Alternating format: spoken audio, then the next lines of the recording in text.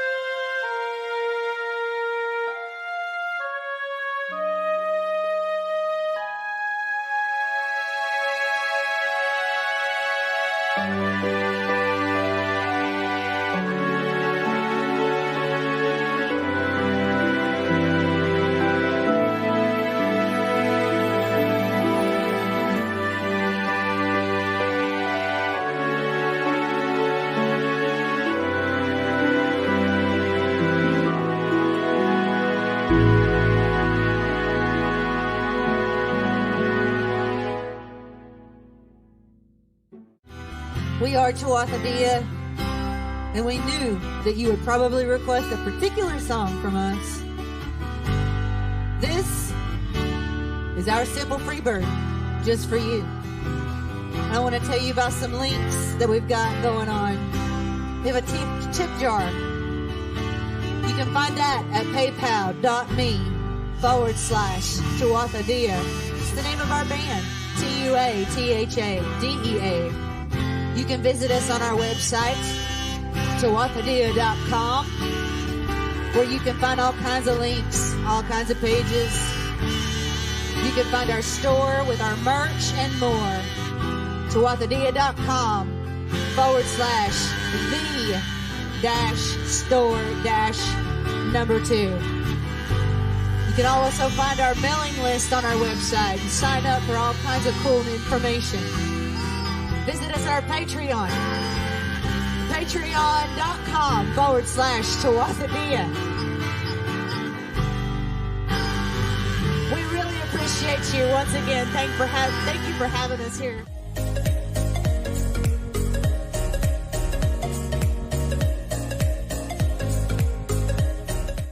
Do you want to make sure your convention isn't a dud? Then contact the CONmods for all of your moderating and consulting needs. We've had the pleasure of working with Sean Schemmel, Adam Baldwin, Matthew Lewis, David Yost, Brian Michael Bendis, and many, many more. Find us at theconmods.com, a proud partner of CONjuration 2020. Hello, and welcome to hold on a second, guys. Ugh, scabs. Can't stand scabs. Ugh. Hi, guys. I'm Darin Bush. I'm the professor. Welcome to Virtual CONjuration 2020. This is my companion, Ralph the Dragon, Junior. And thank you, Chris. And what we're going to do is we've got a very special panel that's dear to our hearts and minds. This is the How to Train Your Dragon 10th Anniversary panel. Yay! Finally, a panel about dragons. Anyway, so Ralph, who usually does not crash panels, is here with me today because of our content. Before we get into the craziness, we want to go ahead and let our wonderful panelists introduce themselves. I'm going to start with Sarah over here, if you'll introduce yourself to our wonderful CONjuration audience. Hi, I'm Sarah J Sover. I am the author of the humorous fantasy Double Crossing the Bridge, about a group of trolls hosting a Ocean's 11 style heist. I've also got short fiction in both JordanCon anthologies, the past one and the one that is upcoming. And I have some articles in the upcoming Putting the Fact and Fantasy series from Dan Cobalt from Writer's Digest / Penguin Random House. Excellent. And Ellie, if you'll introduce yourself. I'm Ellie Rayne. I'm a fantasy author, and my books are the Necroseem Chronicles. And I am a huge fan of How to Train Your Dragon. If you can't tell by all of the dragons that are here with me. No, you're not a fan, are you? Ellie and I are not trying to score points by having the most dragons. Yes, we are. Shush. Okay, you can't fool all of them. There's so many. You can't, and apparently you can't share a screen with them on virtual CONjuration because it's just they take up so much space. They're dragons. What we want to do is we want to start by talking about how it is the 10th anniversary of the first How to Train Your Dragon by DreamWorks, which is just a fabulous movie, just a great movie.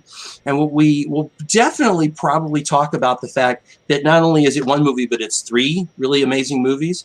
One of the things I'm hoping we'll talk about here is how it's 3 movies that know when to end and end well. We'll get to that in a second. So let's start with the obvious stuff, which is when's the last time you watched How to Train Your Dragon, Ellie? 3 days ago. Sarah, how about you?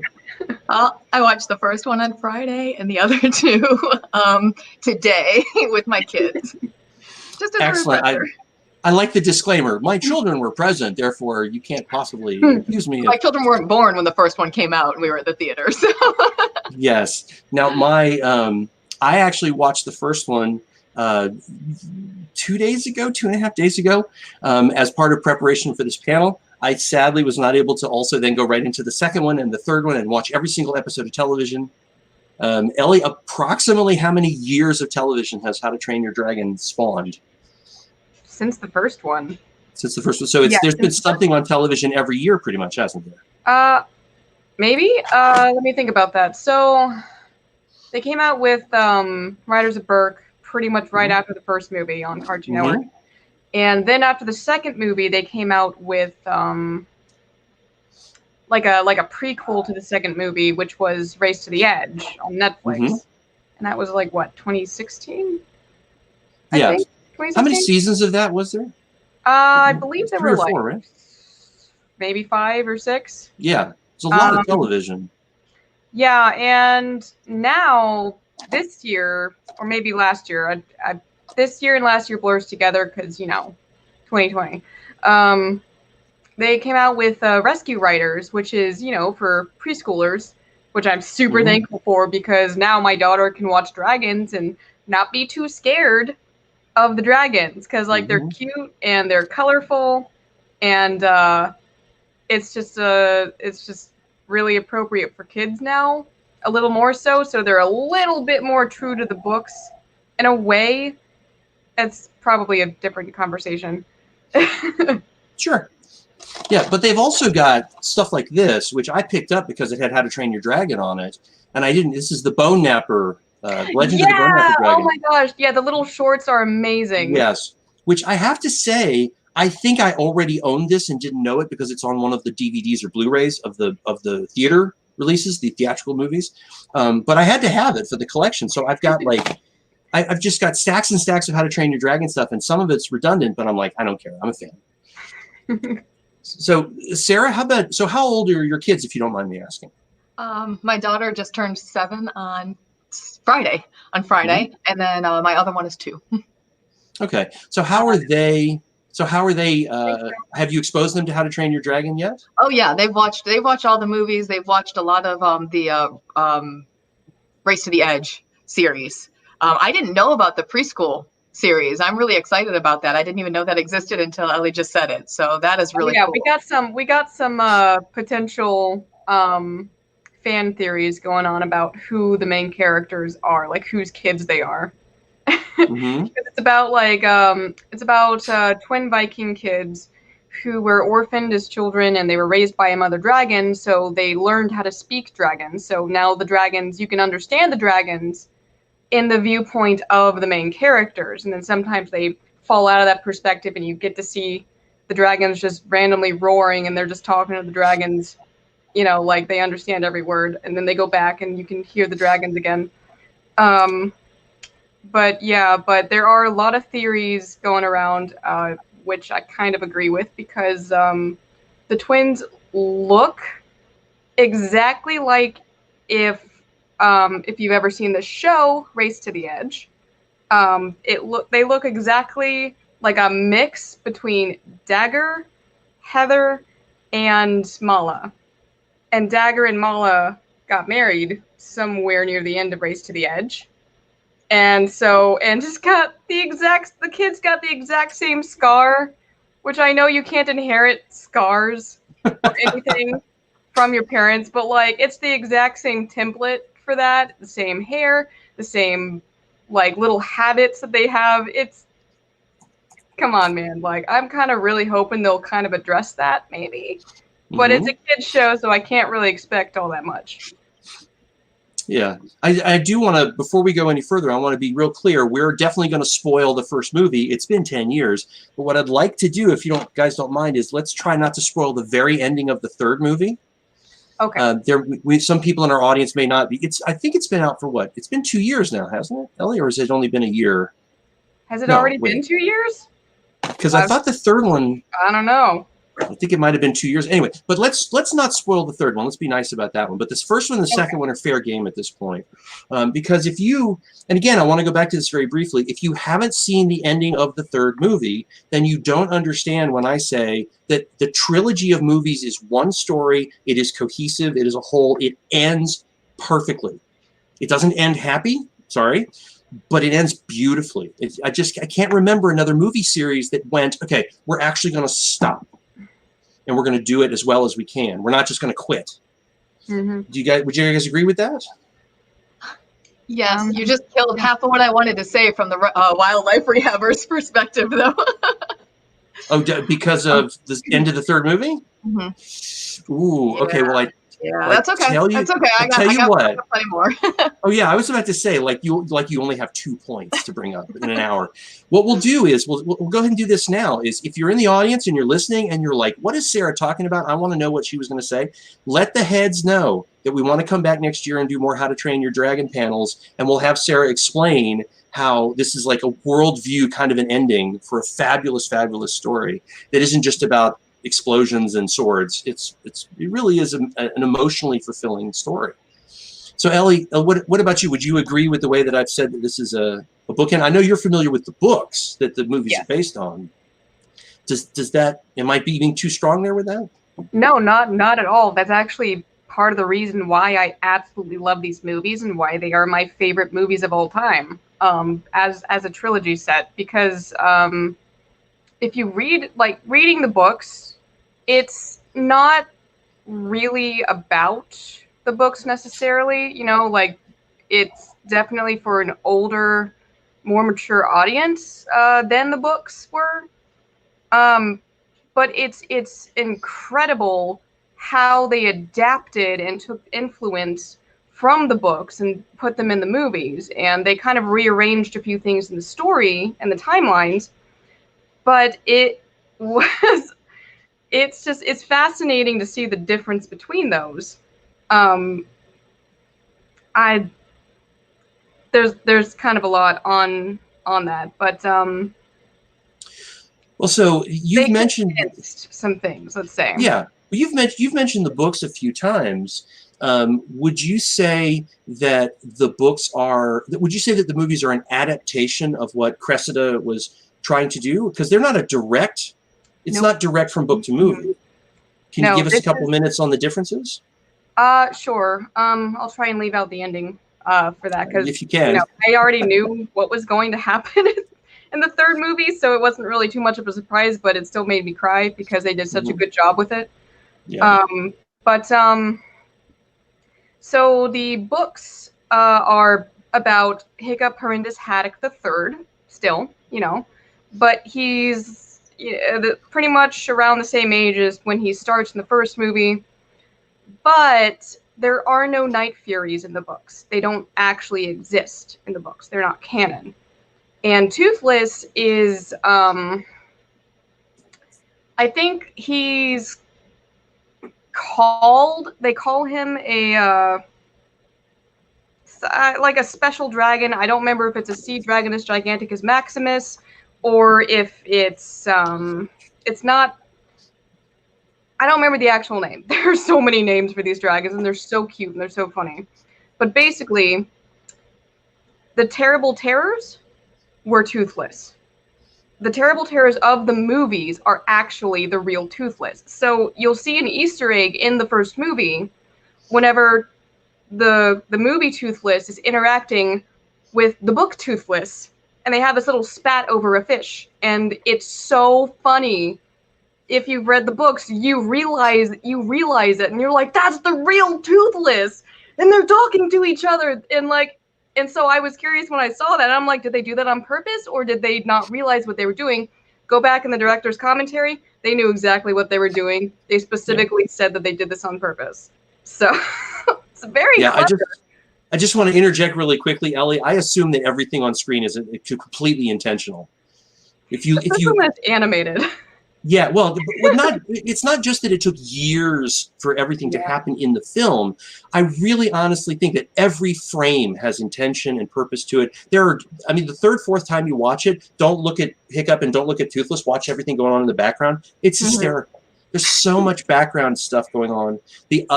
All of the Vikings that don't even have speaking parts, they have great facial expressions and visual. They're back there going, what is he talking about? It's very funny to watch the background singers during this film on a rewatch. Yeah. So, but go ahead. Oh, I was going to continue that in the books. We're actually like centuries after we have domesticated the dragons, and now they're basically the slaves of the Vikings, and animals that are caged, and you have to yell at them to get them to do what you want to do. But Hiccup kind of found a way to get around that, and he learned the language of the dragons, Dragonese. So he would talk to Toothless, and he would talk to the other dragons and try and make peace with them instead, and try and get them to do things because they were friends, not because he was demanding something of them. So what he would do is he would tell jokes to Toothless, and Toothless really liked jokes. So that's kind of how they started their friendship. And it's so cool because in actuality, what the movies are is the legend of Hiccup Horrendous Haddock the First. Because in the books, there is a legend of the first Hiccup and the first Toothless, where he was the first dragon rider way back when. But then Hiccup the Second and Toothless the Second apparently were Hiccup was killed by his father, the second one, and the Toothless the Second ended up just hating all humans because of that, because Hiccup was his Hiccup. He lost his Hiccup, and he was angry about it. And then because of what happened, and the dad that murdered Hiccup the Second was the one who enslaved all the dragons from then on, instead of being friends with them. So Toothless the Second ended up being the leader of the Dragon Rebellion against the Vikings, and that's where the war started. And so the story the story we start with the books is actually Hiccup the Third with Toothless the Third, who have to resolve the war and find peace by bringing everyone together.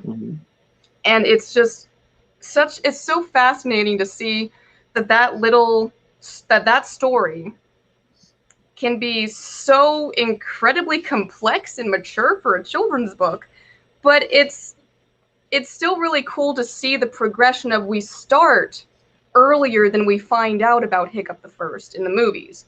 So the movies basically rewind everything in chronological order of the books. A little, characters. That's very interesting. But yeah. I have to admit, I have not gotten my hands on the books yet, but they're on my list. I absolutely want to see all of this stuff that you're talking about. Because every time you talk about it, I'm like, that's amazing. It's fascinating. Pretty cool, yeah. Yep. So Sarah, let me take a chance here. I got a question just for you, which is in your voluminous notes. Do we have any science? I want to talk about dragon science. I don't know if you guys are up for it or not, but I am. Yeah. Not really. Not really? Okay. Got, You have to figure out that I'm going to ask you about science on every panel, no matter what it's about. I know. I have not quite figured that out. It is now. Let's start with this. Now obviously there's fish legs lampshades the heck out of the role-playing game part of this, right? Where he's actually got cards with all the statistics of the dragons on it. The very first time that you really meet fish legs and he gets to speak is when he's going, oh, strength 15, speed +2. And Gobber's like, shut up! Stop doing that. Honestly, most of my notes are about the social science and the incredible layers that there are to the movie, because we were presented with Hiccup and he's not really accepted. He's seen as the weakling. He buys into this narrative, but we have all these other characters who also don't fit into this mold of what a Viking should be, but they are accepted, like Fish Legs. Fish Legs is one of us. He's a nerd. I love him. And then you've got the mute mystic, and she is accepted as one of the a contributing member of the Vikings, but Hiccup isn't, and it feels like it's because he himself is struggling with how he fits into his world, and it feels like once he accepts who he is, they accept him as well. Not only accept him, but praise him, and he becomes this hero that you didn't expect. So it's you've got this like find yourself story, but then you've also got this all the social constructs that he's battling against, but and he doesn't even realize how strong he is until Astrid. I want to talk about how awesome Astrid is at some point. Oh yeah, we'll get to that. Yeah, because everybody needs an Astrid in their life. But when he finally realizes that it actually takes a lot of strength to challenge that status quo. And I think also, but Fish Legs isn't the chief's son.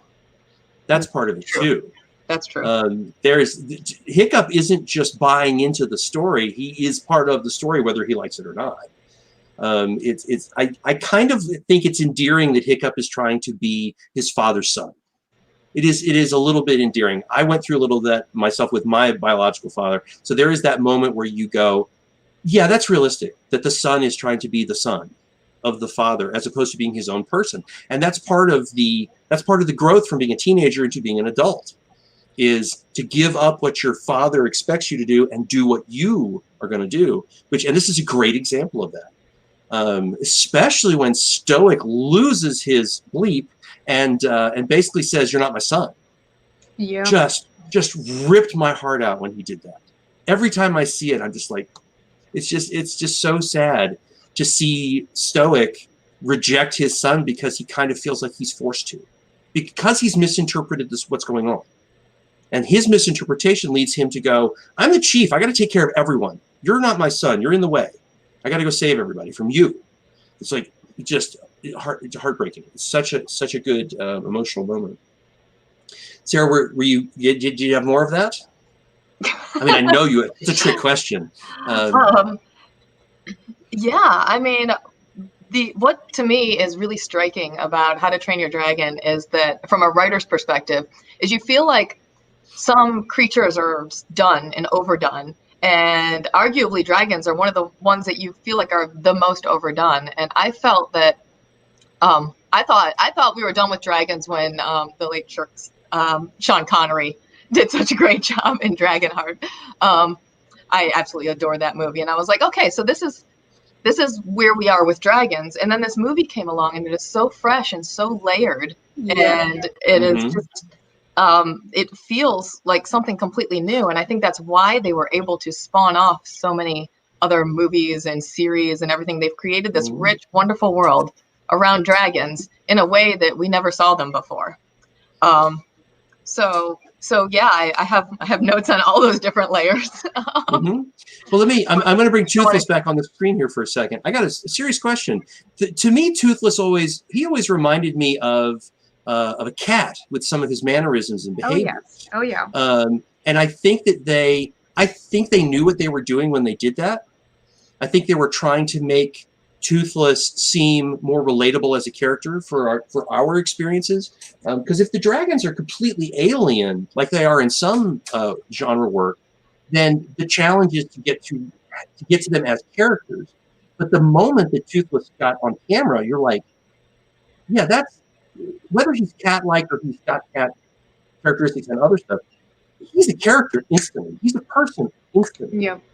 Even tied down, laying on the ground, you felt communication with him. Ellie, you've got something, I'm sure. Speaking of that, do you know a fun fact about that scene of him being tied down and they pan over past the wing and then you pan back to the head and his eye is just looking at you? That was actually a mistake. That was a happy accident with the animators. When they were going through it, they didn't realize that they forgot to keep the eye closed for consistency. So when they went to go test it, and they were viewing it and it panned over and suddenly the eye was open, they were like, oh, that's really effective. We need to keep that. Yeah, absolutely. Really happy accident. Yeah, but yeah, the making the dragons part of the characters definitely added to that strength and the duality with we both worlds can work together, you know, to achieve success. You know, we can help each other out, and that was it's just such a really great constructed story when you think about that aspect of it, because the fighting is what led to Toothless being hurt, and it's what led to Hiccup losing his leg. So they both lost a piece of themselves because of the fighting. And so the only way that they can get back into their rhythm is by working together. It's like a beautiful little bow on everything in this story. Yeah. It's greatly structured. There's a lot of parallels between the dragons that the writers pick and the writers that the dragons pick. And the Zippleback and the twins is just the most obvious example, but all of the dragons match up with their writers beautifully. Even when you get to Gobber's dragon and Stoic's dragon later, it's like, of course, that's the dragon that picked Stoic. I'm taking back, for some people in our audience, you'll get this. I'm taking back to the dragon writers of Pern, where you would show up at the egg hatching and the dragon would pick you. I'm absolutely sure the writers knew about that and were aware of that. It's not as obvious in How to Train Your Dragon, but I think it's part of it. Because there's that moment where Hiccup goes like this, doesn't even touch the dragon, just puts his hand near their nose. And somehow that allows the dragon to make a connection to the person. And it isn't just a polite gesture. There's something magical going on there. I don't really know how to explain it other than just to the dragons that means something. And so Hiccup makes a big deal of taking one of their hands and going, then it's okay, he's not going to rip your hand off. You just put your hand right there. So the dragons themselves are wonderful constructs and wonderful personalities, even though, of course, they pretty much, except for in the new show, they don't actually have dialogue. One thing I do want to ask really quickly of both of you is, does the story still work if Toothless is the size of, say, a Monstrous Nightmare?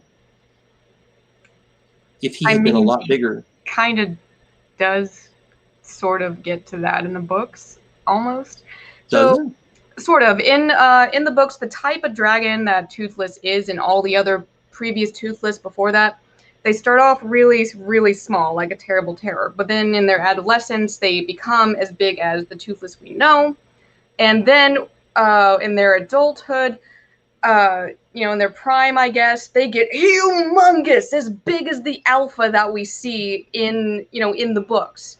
Like, they are an alpha species. They get that big when they're a matured age. But then in their old age, they kind of shrink backward again, and they go back to being very small. Okay. They shrink back in their old age? That's interesting. Yeah. In the first book, we actually see Toothless interacting with a sea dragonus giganticus maximus, which is basically the alpha that we know of. And we see him talking and interacting. You're like, wow, okay, I see how he's an alpha species now. If you go back from the other books. Sarah? So, yeah. I think it does work because I think the whole story hinges on the behaviors and the choices. And Toothless is such a pure spirit. It's, I mean, from the forgiveness of the initial attack to the fierce loyalty and protectiveness. And you'd asked about science earlier, and I didn't really think about this, but the animal behavior is just spot on with some of this, and I really appreciate it from a wildlife standpoint. The fact that they are just trying to survive like any other species. That that yes, they can be dangerous if they're cornered, and yes, they will eat you if you back certain species up in the wrong way. But the fact that they're not a monolith, that every species acts differently and has different triggers and different things that calm them, is really cool. And I think the story on the whole will still work because it really truly hinges on that bond between Toothless and Hiccup. I mean, without that, everything else falls apart. First, that initial bond is formed, and then he goes on to work to understand these creatures that have been just badly misunderstood since the dawn of his society. So that's interesting, because I would actually argue that the creators of the films made a conscious choice to have the dragon be a smaller variety. Obviously, you've got the alphas and you've got the monstrous nightmares. There's plenty of big dragons for the fans of big dragons. But I honestly think that Toothless works much better as not a small dragon. He's not small. I mean, he's the size of a house. But he just is compact enough that he can be... there's that one very funny moment in like every movie has this moment where he's in the cabin and he's just breaking things because he's so excited. Like a 75-pound cat who just doesn't know how big his tail is, right? And so I honestly think that they did a very good job of making him smaller. My first response was, that dragon's way too small. I'm not down for this. But once I got to know him, I really fell in love with him, and I'm like, okay, doesn't matter how big he is. He's amazing. But I honestly think that they needed him to be small enough to fit inside the cabin, at least long enough to break a few pots and then get kicked out. And there's those funny little moments, especially in the first movie, where they're chained together and Hiccup is on the outside of the window and Toothless is on the inside of the window. It doesn't work if he's 200 feet long and weighs 25, 30 tons. They could have found other ways to get that same impact. None of those scenes were pivotal.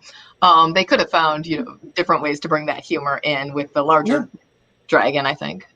Yeah, and it's possible I'm completely wrong about that. It's possible that whatever size he was, they would have found a way to have that work. I really do enjoy the fact that he's not Smaug-sized, right? He's not compact, but he's portable, if you know what I mean.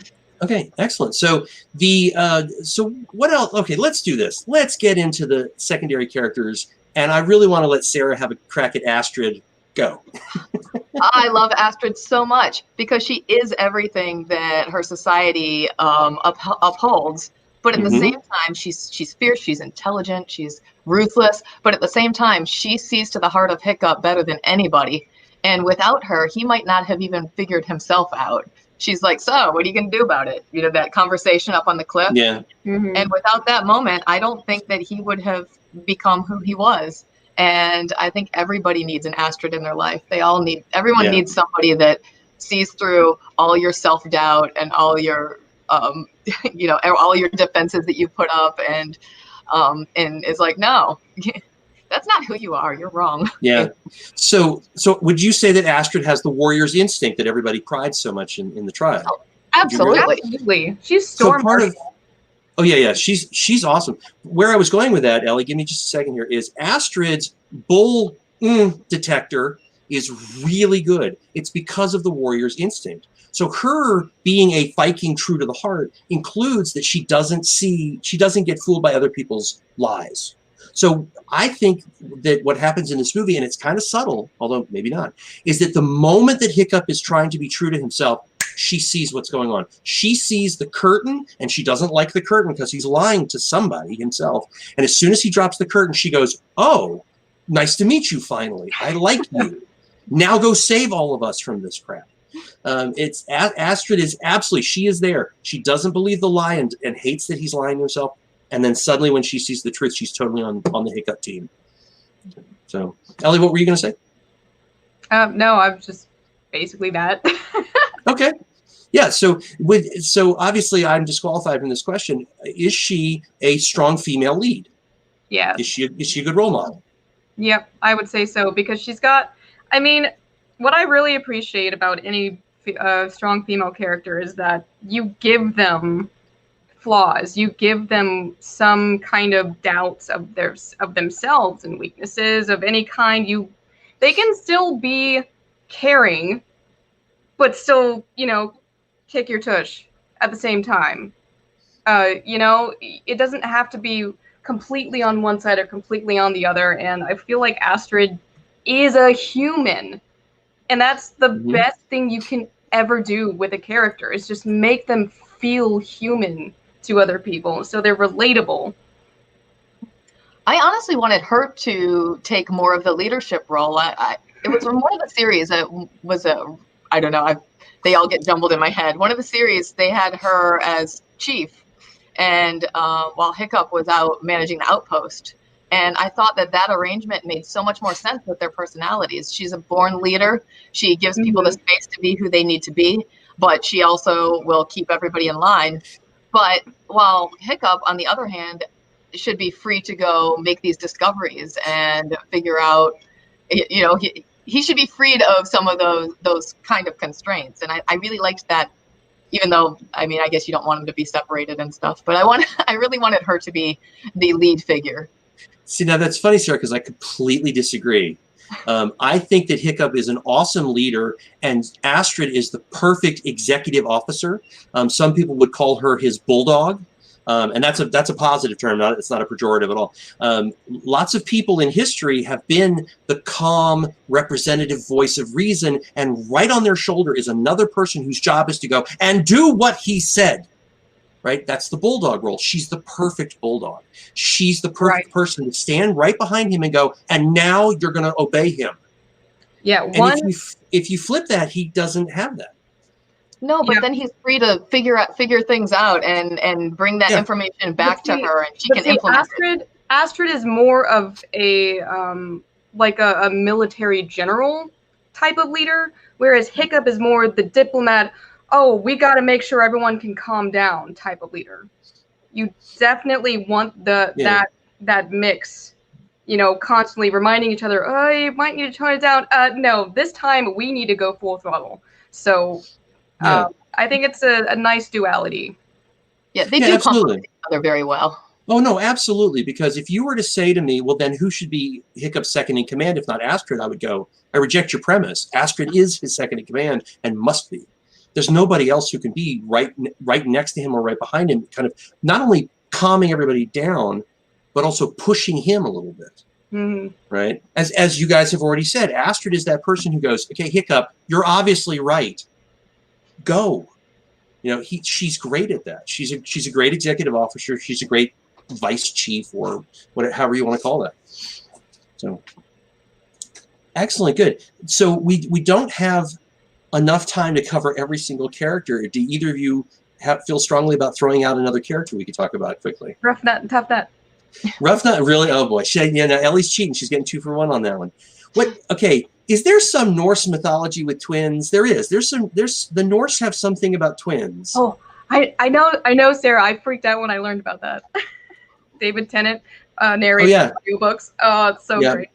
Having Doctor Who drop in every once in a while and do a voiceover in the background is just awesome. Perfect. Every time I hear his voice, I just giggle. Sounds exactly like Gobber too. It's great. Yep.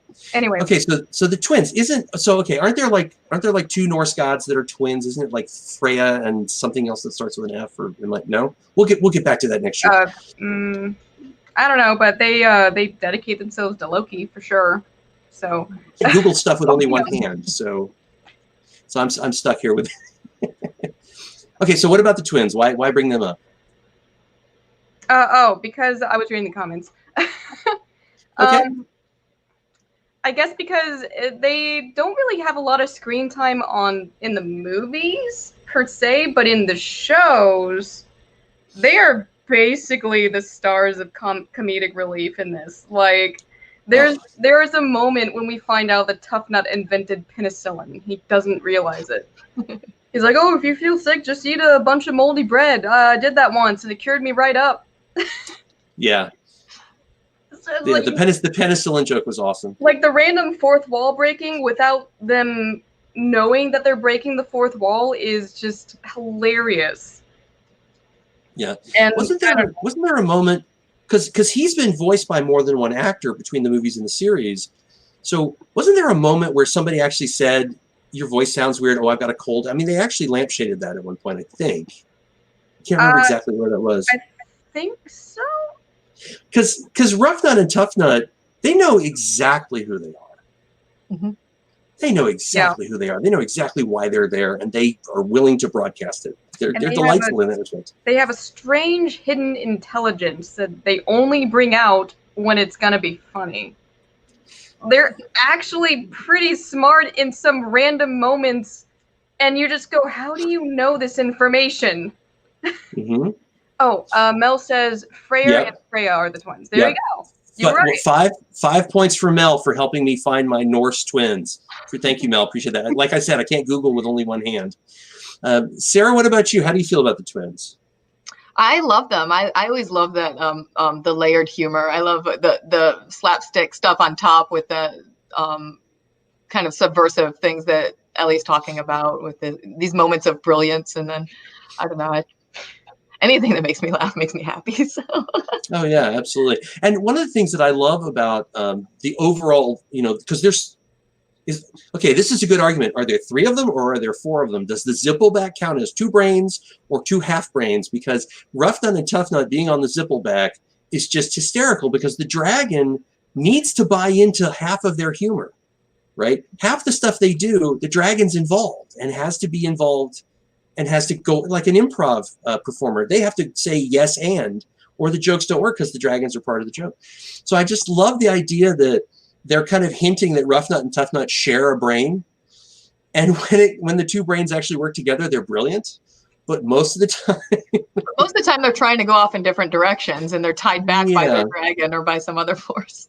Yeah, and they actually the opposite with the twins because if you remember any of the episodes where Tough Nut was trying to be wooed by, I believe his name is Throck from one of the other clans, and he basically wants her to marry him, and she's like, gotta be a package set. It's gotta be with my brother. Doesn't matter. It's gotta be with my brother. It's like every time someone tries to make them a little bit more independent, they're always like, nah, it's going to be both of us or nothing. So yeah. So I want to interject really quickly and thank the Dragon Critic for the question about, are we going to do the second movie and the third movie? Well, if we get enough feedback, we can do some more next year because we don't have enough time to cover all of the movies, even though we love all of them. So we've got a few minutes left before we need to start paying the bills here. Anything else that I might have missed that's just an obvious terrific thing about these movies? Sarah, got anything else for us? We covered most of what I've got here. Wow. I just thought gorgeous animation and fantastic humor, and I'm always a sucker for an unlikely hero. So so I think that's what really drew me to this whole world. And I have to say, in a previous career, I worked with physically handicapped children and adults, and the idea that they essentially permanently injured the dragon and the hero who rides the dragon both. Not only is it a wonderful parallel, but also it's a wonderful representation of how a physical handicap doesn't mean anything once you figure out how to bypass the physical handicap. It certainly does not make Hiccup any less of a dragon rider or any less of a chief. I would argue it makes him more of a both. I think that's a wonderful little moment. Well, I mean, in the Viking world, who didn't have a peg leg or an arm or, Yeah. Well, that's part of it too, is there was one character that was missing a lot of body parts and everyone else seemed to be fine, which was, it was just interesting. So it's like, okay, we know Vikings get injured. Let's just give Gobber every injury. And everybody else will be fine. That'll save us money on production. But that's because he rushes into things to defend his family and friends and without thinking. And so it makes sense that he would sustain more injuries. Either that or there's a lot of accidents in his shop. I love objects. Wasn't it in the TV show? Was it in the TV show where we finally found out that like the same dragon took every bit of him? That in Gobber's head canon, that dragon thought he was so delicious he came back for a couple more pieces later. I love that. That's so ridiculous. It's so Gobber. Okay, Ellie. Ellie, you're the super fan here. Anything else that we want to throw in right here before we get done? Can I talk about the second book a little bit? The second movie? Yeah. Can I talk about the second movie? 90 seconds. Go. Okay. So my gosh. I liked the first one. I loved it a lot. But when I saw that second movie, I was like, oh, well, I can't watch any more movies this year because nothing is going to top that. I'm just going to be disappointed with anything else. That's it. This is my favorite movie series now. Because, my gosh, I was not expecting them to go there with Stoic. Mm-hmm. I was not expecting that whatsoever. And when it happened, and they stuck with it, they stuck with it. He didn't suddenly come back to life by some miracle. No, they stuck with that. And that caused Hiccup to just suddenly become an adult. Like, that moment, he was an adult. Yes. And, like, I was like, okay, we've had a huge character development that makes sense. I'm crying my eyes out here in this theater. This is incredible.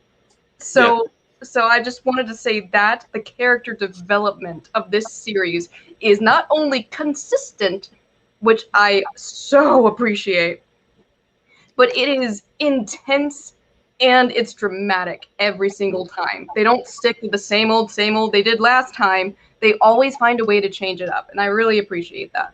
Yeah. When I first watched the second movie, I literally was yelling at the television, okay, Stoic, get up. All right, we got the point. That's set. Get up. Get up. He's not getting up. Why is he not getting up? Stoic, get up.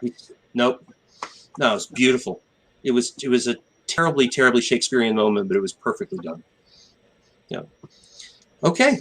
Well, I didn't want to end on that sad of a note, but I got to tell you, that movie is glorious. Mm-hmm. It is. This is really the point of How to Train Your Dragon, is the first movie was perfect. Second movie won't be better. Yeah, it was. Third movie can't possibly be better. Yeah, it was. And it was. It just kept going. So yeah, just a great series. That's my only sadness is, well, no, I almost said a spoiler from the third movie. No, I'm not going to do that. Everybody watch the third movie and you'll know what I was just about to say. Okay, guys, we got to get out of here. We've got a couple more hours of CONjuration, but we do need to shut this down. If you're in the audience and you want more How to Train Your Dragon, if you want us to ruin the third movie for you next year, please let the heads know. I'm pretty sure I can get Ellie to show up for this panel next year. It's a good bet. And Sarah, science homework. Absolutely. Absolutely. Okay, so Sarah, do us a favor and tell people where they can go on the interwebs to disagree with you. Okay, I am at sarahjsover.com. I am at Sarah J Sover on pretty much all platforms, most active on Twitter. You can find Double Crossing the Bridge, my humorous troll book, on Amazon or anywhere else you look for it. Excellent. And Ellie, where can people find you so they can ask you about the books? You can find me at ellierayne.com or necroseme.com. Excellent. Thank you very much. Apparently Ralph is already looking you guys up and wanting to make comments. I'm Darin M. Bush. I'm the professor. Thank you for joining us for this wonderful panel. Guys, thank you so much. You can find me on my Amazon authors page, Darin M. Bush. I've got some short stories out there that they're not bad. Anyway, okay, guys, we're going to say goodbye to our CONjuration audience. Thank you, everybody, for hanging out with us. We appreciate the comments. Bye-bye.